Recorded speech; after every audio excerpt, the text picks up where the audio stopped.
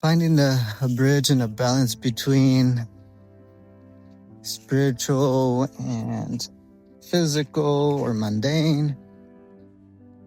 To me, as I'm walking, looking at nature around me, thoughts are fractalizing, contemplations are arising. What's coming up for me is that I need to first understand the basic fundamental laws of the universe. I mean, from what I've received and learned is that everything's vibration, right? And we're all interconnected one way or another. The fabric of the world, of everything around is interconnected one way or another. There's a web of life. But even grounding that, this wow, it's deep, Even language sometimes can bring the illusion of separation, because the way we might say things bring a certain type of energy that unconsciously, consciously, we might not take in consideration, but create some sort of separation, compartmentalizing different things around us. Some say that in indigenous language, there is no nature. There's no word for nature, because the word within itself, nature, already separates us. Like, that's nature, and those are humans. Those are animal.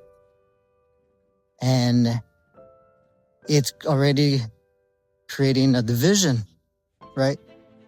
So I think for me is continuing to understand or bring to my awareness how I can deepen my understanding of interconnectedness or interrelatedness with all things, from a stone to a tree to a flower. And that is a living organism, just like I am, in a different not reality, but in a different, dimension of consciousness. But it's still in this world, physical world. And I think as I continue my journey in this particular perspective and understanding of deepening my understanding about nature and the world around me, nature of reality, obviously there's a lot of different facets, aspects, multidimensionalities of topics. But I think one thing that has helped me to ground my thoughts and my persona, my ego, and to help me understand who I am, I think that's really important. Kind of, as much as it's a collective, it's an interrelated, connected world, physically, energetically, spiritually, emotionally.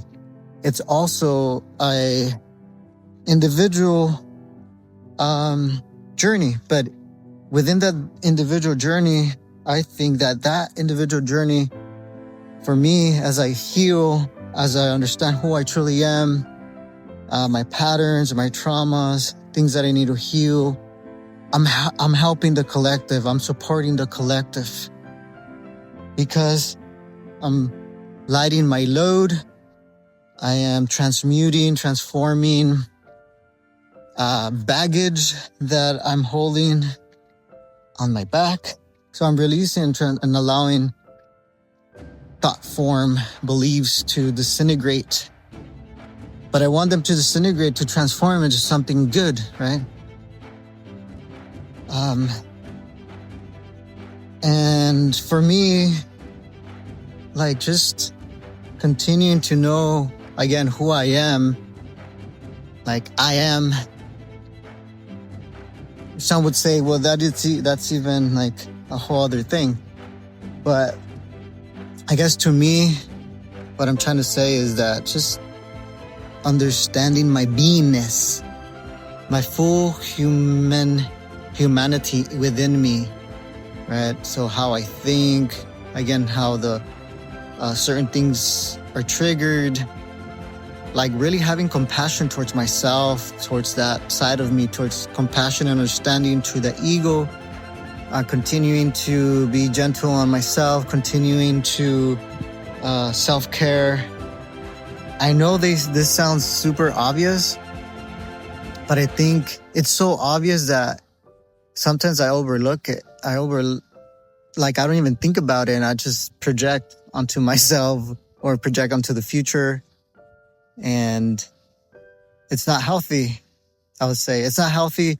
If it's not healthy for me, it's not going to be healthy for my family, friends, community, and extended, relatives out there.